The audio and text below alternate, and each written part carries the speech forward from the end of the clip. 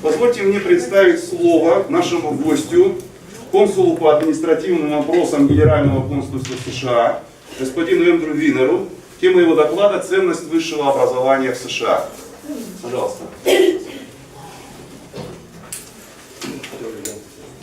Спасибо за приглашение.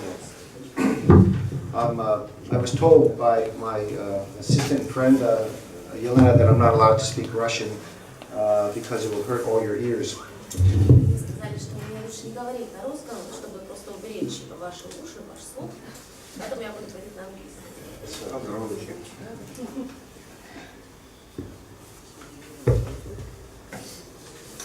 Okay. The following is in Russian, and it's pretty well self-explanatory. And I will make comments to the slides in English, and Yelena will translate. Я приготовила слайды, они будут на русском языке, в принципе, они говорят сами за себя, так что вы можете читать, но я буду делать небольшие комментарии, и у вас будет перевод.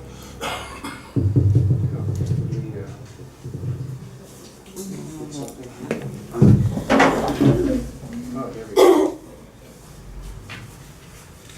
Oh, super.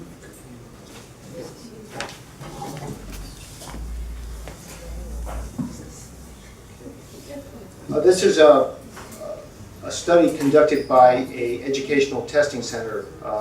It's an organization that every year millions of American high school students take tests in order to attend colleges, and you have national tests, but we have a private company that tests, and depending on scores, people will be invited to attend certain colleges. Я хотела бы здесь представить исследование Education Base. Это исследование было проведено частной компанией в сфере образовательного тестирования. Как вы знаете, в Америке выпускники школы, они проходят разные тесты, на основании которых их потом приглашают принимать в различные вузы. Вот есть система государственная, разные тесты есть. Есть системы частное тестирование. Вот одна из этих систем, одна из этих организаций по тестированию сделала вот исследование, результаты которого я хочу представить. So this organization is heavily invested in understanding the education system in the United States. И именно эта организация сделала огромный вклад в анализ образовательной системы в США. This slide shows the salary advantage of getting a higher education. If you look from the very bottom, with a high school diploma, to the top with a doctorate degree or professional, with an engineering degree or professional degree, it shows the difference in salaries with the high school diploma being in the blue level and working out. So what this educational institute found is that the higher education is, and the degrees in which you go into, the business that you go into, technical or doctoral, educational, generally you have more opportunities for a higher salary. Ну и этот слайд, как и написано, показывает ценность, стоимостную ценность высшего образования, иными словами, ту заработную плату, возможную, которую вы можете получить в зависимости от имеющегося у вас диплома. Внизу представлен диплом просто выпускника школы, да, на такую зарплату, в принципе, может рассчитывать. И дальше мы, поднимаясь по схеме, можем увидеть, как растет зарплата по мере продвижения уже к степени докторской. Да. Вот верхняя часть, верхняя строка показывает, сколько, в принципе, может получать заработная плата обладатель степени доктора. Is it an annual? This is annual salary in Да, dollars. годовая зарплата в долларах. Синий, красный. And the blue is... It's the Озвучьте цифры. В принципе, вы знаете, наверное, мы не будем сейчас озвучивать, но эта презентация есть, и вы сможете ее посмотреть. This is the taxes. The blue is the taxes.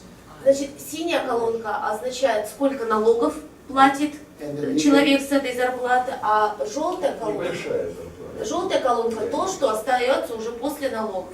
And then the last number is the total amount of income. We pay a lot of taxes. Да, но у нас очень высокие налоги. Там 100 тысяч или не видно? Получается, что не самая, далеко не самая высокооплачиваемая категория Америки. Давайте послушаем. Да, 100 тысяч на самой верхней. Нам пока столько никто не предложил. It's not a very high salary, even the upper line is not a very high salary, but we don't get it here. Well, this is an average. For example, you can have a PhD or professional degree. For example, I have a brother-in-law who is a Harvard University graduate and a medical doctor. Ну, это все, вот это усредненное значение. Вот, например, у меня есть родственник, который выпускник Гарварда и имеет и доктор по образованию. And my sister married him, and instead of being, but he always wanted to be an auto mechanic. А моя сестра за ним замужем, а он всегда хотел быть автомехаником. So she married a doctor who wants to be an auto mechanic, and he makes about $20,000 a year. So, well, you know, he was making only very little money because he didn't want to be a doctor.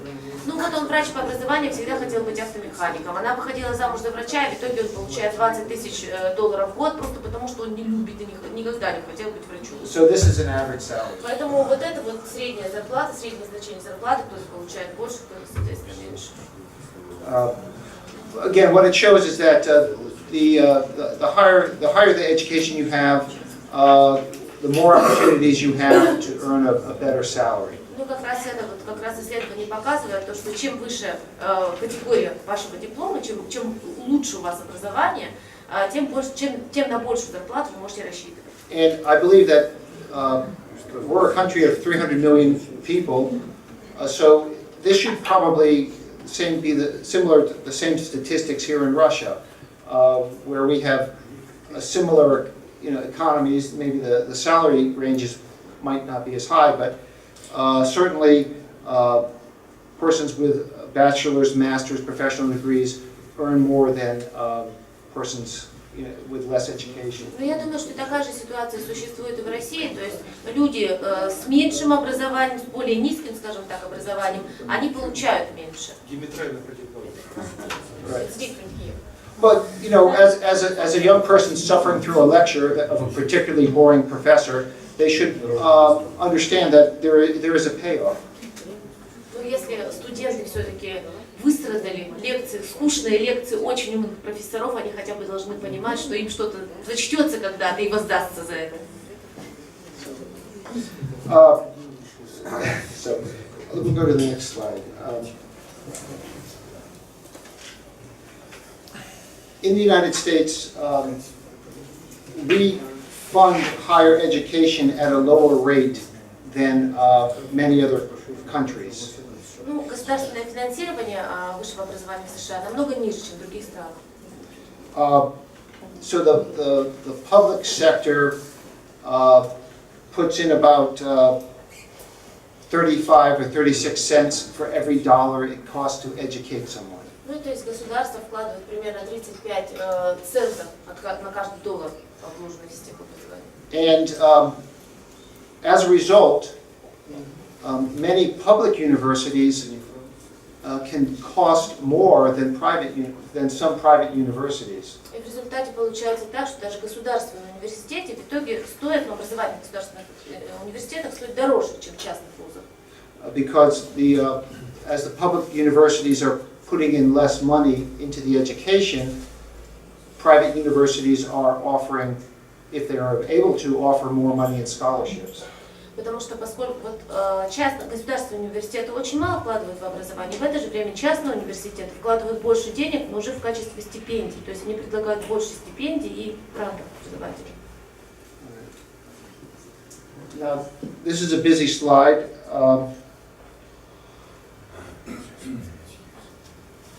And what it does, it shows the breakdown in different countries of the public funding and the private funding and the personal funding for education. Это достаточно сложная диаграмма, но она показывает разбивку по странам, сколько в этих странах в систему высшего образования вкладывает государство, частный сектор и домохозяйство, то есть сколько студенты сами фактически платят за обучение.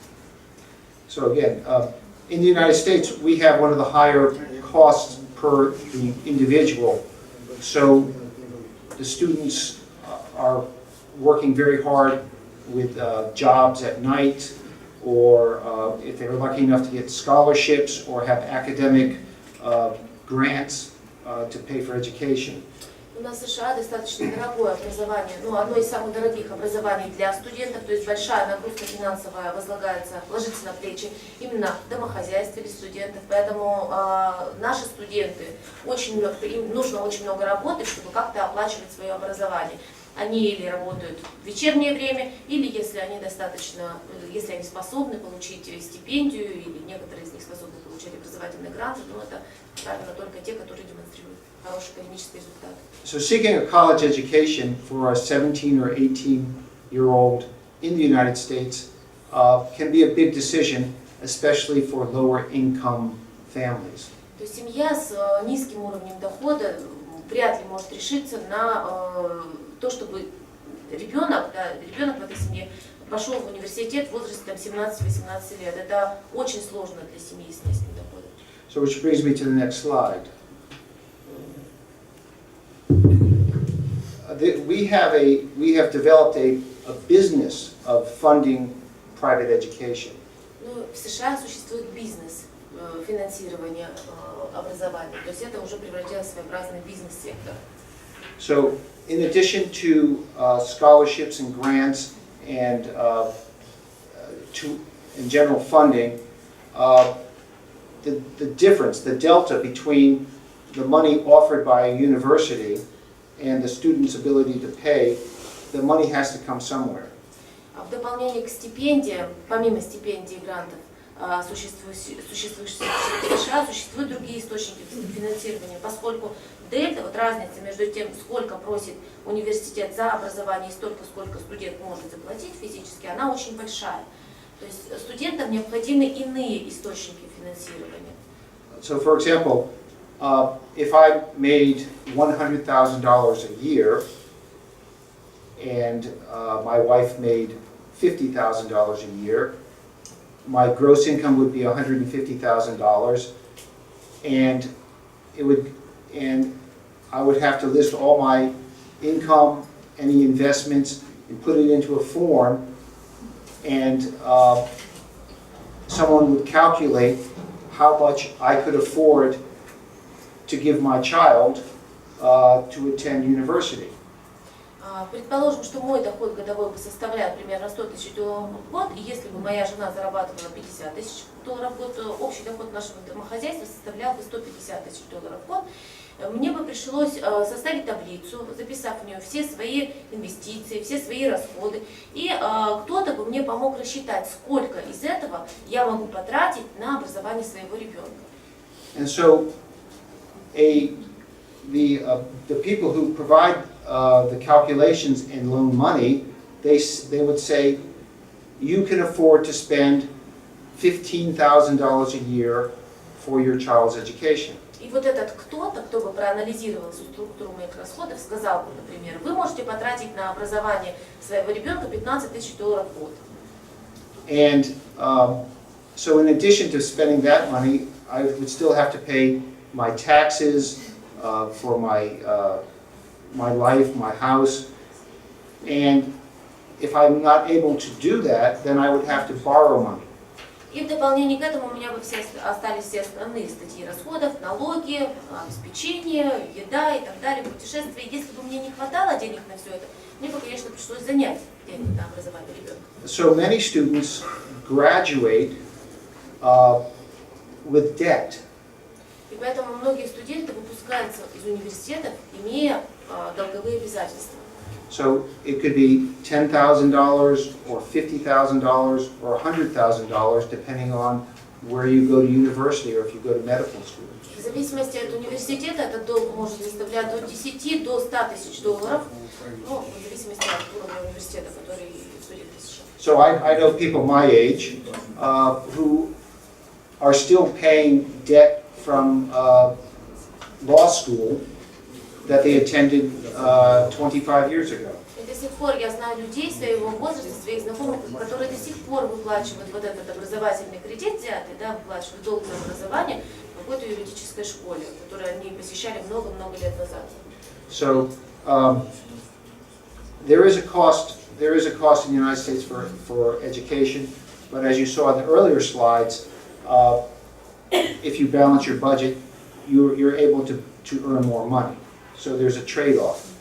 Ну, конечно, образование стоит дорого в США, но как вы помните прошлый слайд, если все-таки вы инвестируете в хорошую степень, в хорошем университете, у вас есть реальный шанс получать большую зарплату и быстрее расправиться с этим долгом, распрощаться. So in the United States, the lesson learned is, well, the tragedy could be borrowing money, dropping out of school, and then having $20,000 or $50,000 worth of debt that you are obliged to pay on until the debt's gone.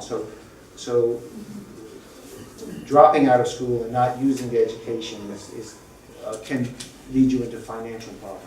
Ну и один из аспектов, один из уроков, который нам удалось вынести из анализа всей этой системы, что существуют люди, которые занимают много денег, берут кредит на образование, поступают в школу и в конце концов бросают ее, либо надоело, либо они где-то себя в другой области нашли, но в итоге все равно приходится платить этот кредит вне зависимости от того, доучились они до конца или нет.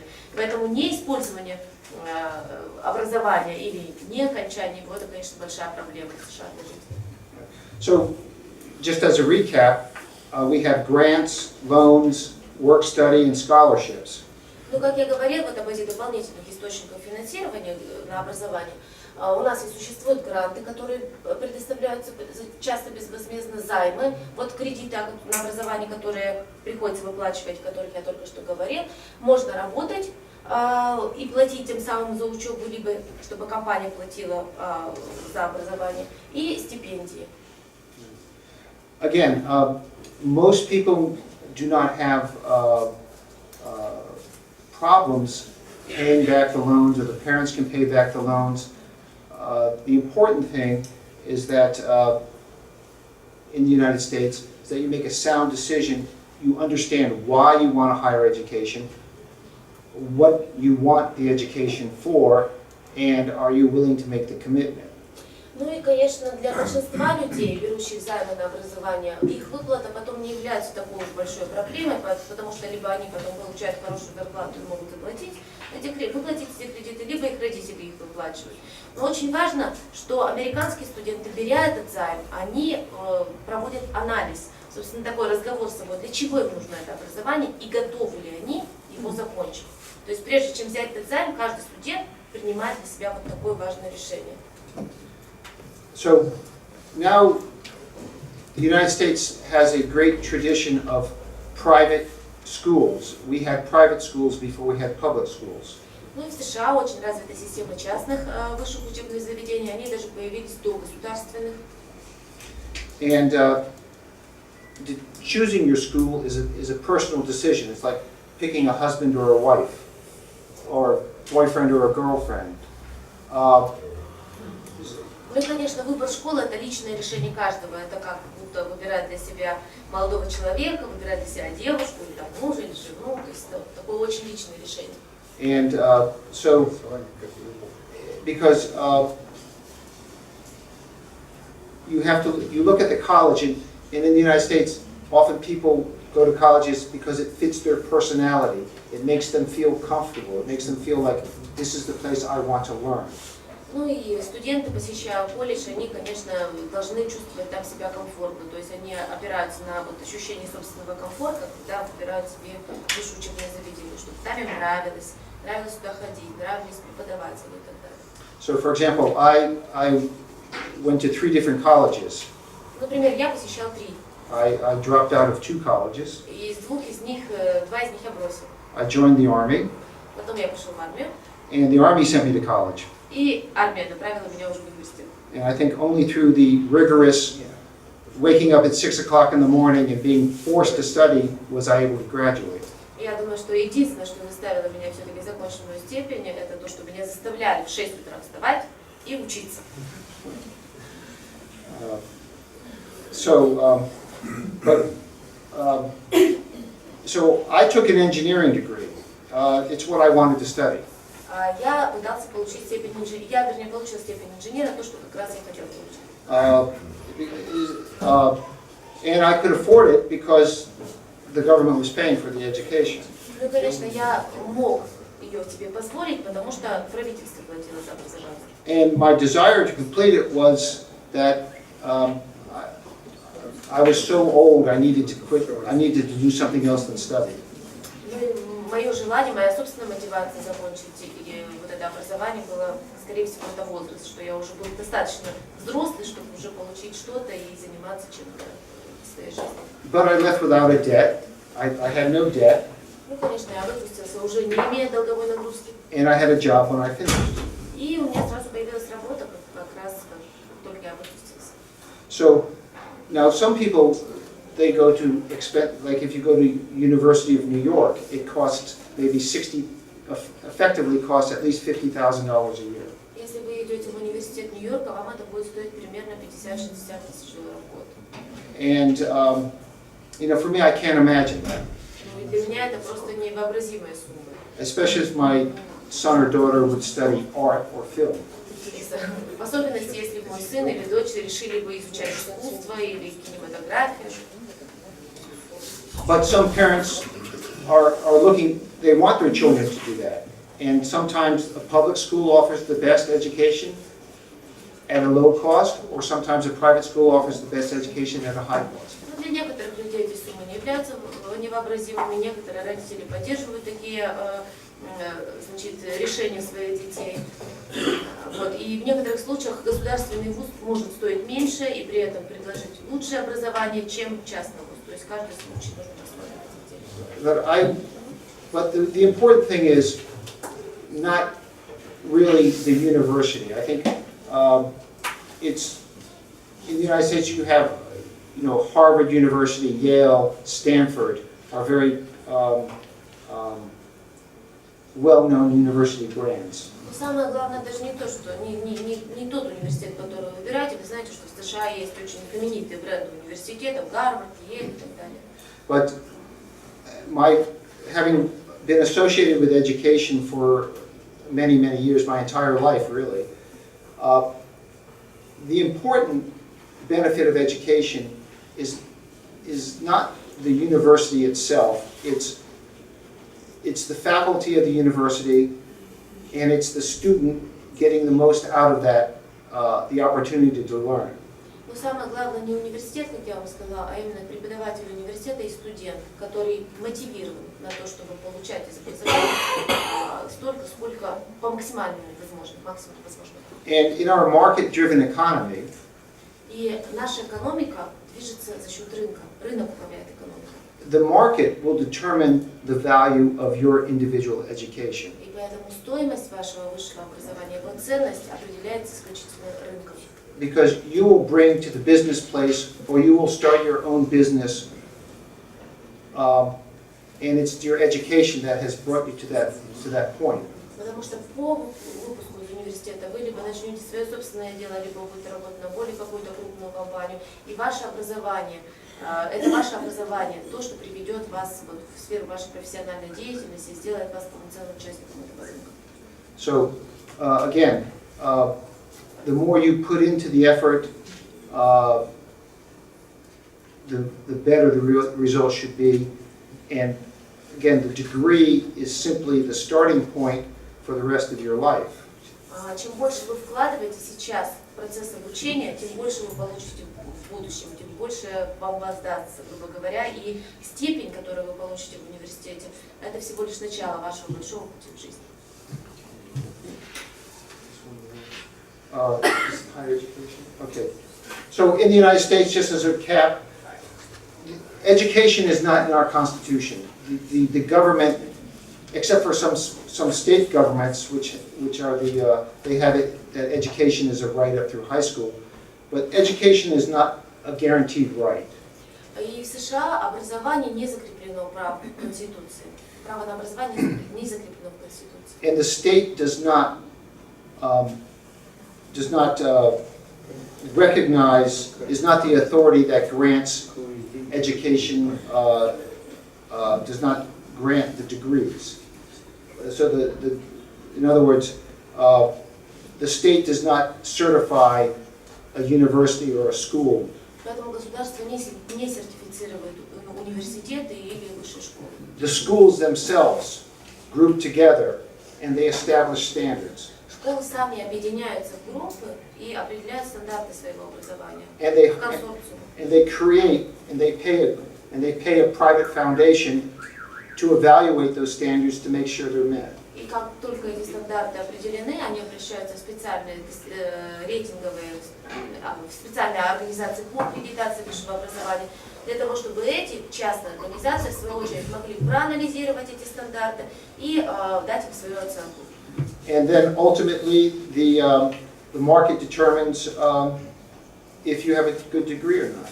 И в конце концов, ценность вашей степени, ценность вашего образования, опять же, будет определена рынком.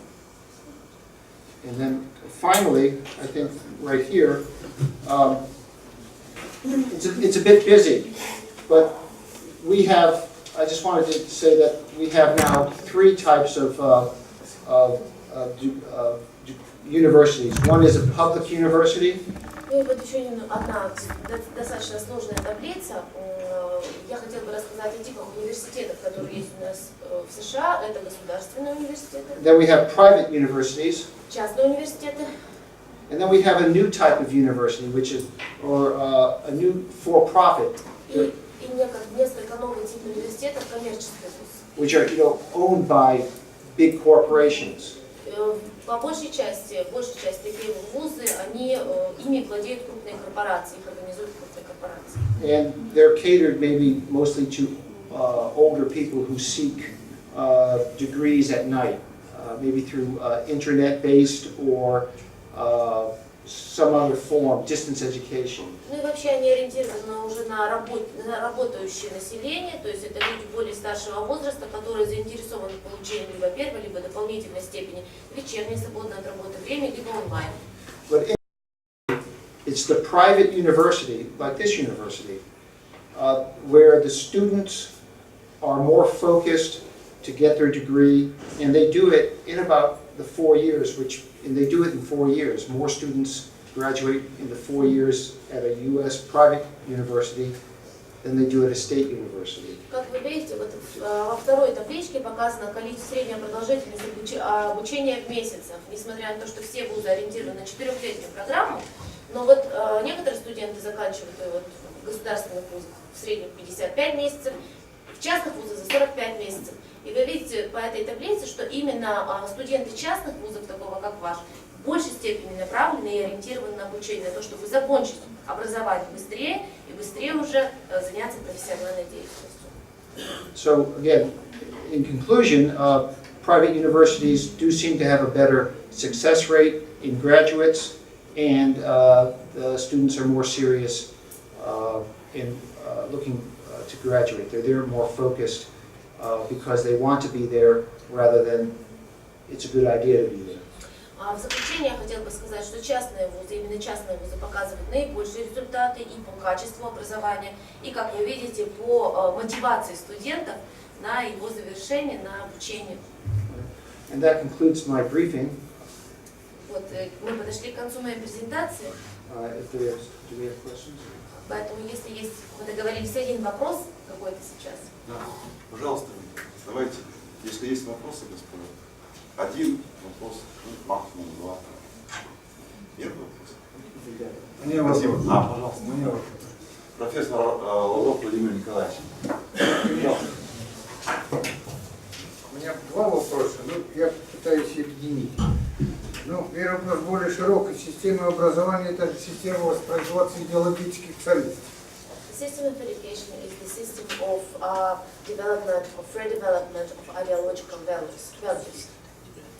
Если, как вы утверждаете, вузы не управляются никаким образом государством, то получается государство в стране, под управление If the state doesn't, воспроизводства этих if ценностей. the state is not involved in the educational system, higher educational system, as you said, then the state doesn't participate in the process of development, of teaching these ideological values. Well, the state, we do have state universities, and we do have public education. But